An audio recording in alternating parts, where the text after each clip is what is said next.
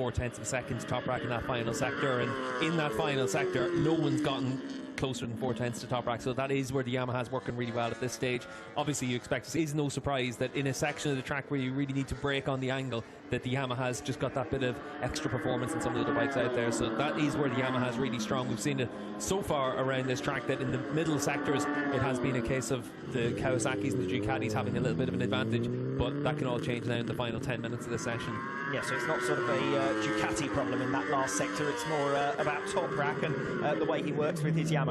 Yeah, everyone's going to have a bit of a top rack problem in that final sector, and you can see Verlo's making his way out of the pits. He's already put 11 laps under his belt, and that's good to see as well, considering the injuries that he's had over the course of the last few rounds, and hopefully for him it is a case of being back on form and back to closer to full fitness and being able to ride a little bit more uninhibited than he had been in recent rounds. Several riders though waiting a fair while before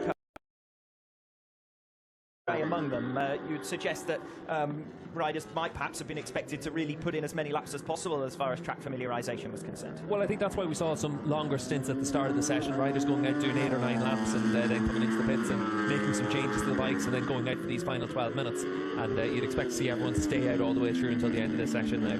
Yes, KRT leaving it late to return to the circuit, as we've been saying, but a couple of other riders also out onto track, Andrea Locatelli and Tati Mercado just completing their installation laps. Not quite sure what Michael Van der Mark was waving his hand about there. We might be about to see it. Big moment there as he backshifts down in towards those ever-tightening right-handers at the end of the lap, and for Van der Mark, he's able to at least live to fight another day, and he's going to rejoin the track and still be able to set some times to sim, just coming through turn 1 down in towards 2 and 3. This is one of the tighter sections of the track, but it opens up from 3 onwards through turn 4, 5, 6. It really is opening up all the way through until we get to turn 10 at the end of the back straight. The Scott Redding's just gone across the line for a new personal best, 1 minute 37.504 for Redding. So the standings now with just over 10 minutes remaining. Razgat Lioglu 9/10 clear, and Rinaldi second fastest, Bassani third fastest, Jonathan Ray fourth, and Scott Redding fifth. A fair number of Ducatis up towards the front of the field. Yeah, and certainly that's what Scott Redding's going to expect to see through the course this weekend, is that Ducati have the performance to be able to get to the front. He wants to be a spoiler. As it is right now, he's fifth fastest, but you'd expect to see him find some performance as we move through the sessions today. But Ducati, they can be that spoiler if the bike works and it's in that right operating window. We've seen them so strong all the way through this season. This could be one of those tracks that really does suit it, and the reason for that is we're going to have really high track temperatures. We're at 63 degrees track temperature at this point, and it's only going to get hotter through the rest of the day.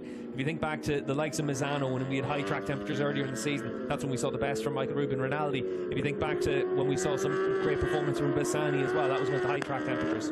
Yes, at what track temperature does the track temperature indicator start to break? Because if it's going to happen, it's going to be the up. It's already the temperature right up there. Well, I think the humidity meter is definitely broken, because it's only saying 58, and it certainly feels a lot more than that, than 58%. But it is hot and sticky and difficult conditions for everyone here in Indonesia. And speaking to a 21-lap race, that you're going to need to have an awful lot of concentration to avoid making mistakes, and that's one of the big challenges for the riders.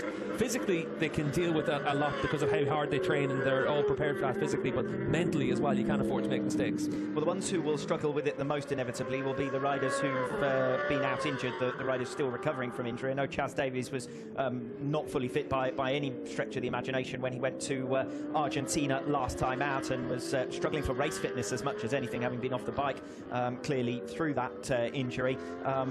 He might be among the riders perhaps who will struggle.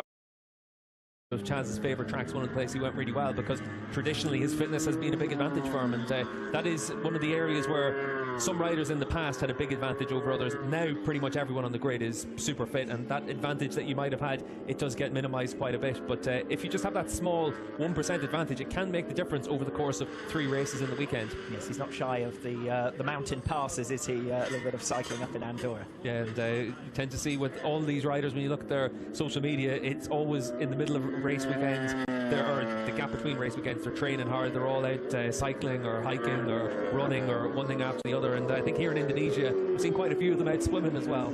or just before race weekends if you're Scott Redding, of course. Yeah, and obviously for Scott, that gap between Jerez and Portimao, cycling between the two tracks, it was an interesting way to get himself ready, but it worked. He had a great weekend in Portimao. Yes, anyone who'd been criticising him prior to that weekend for the decision to exert himself between two rounds quickly had to eat humble pie after a brace of second positions over the course of that weekend.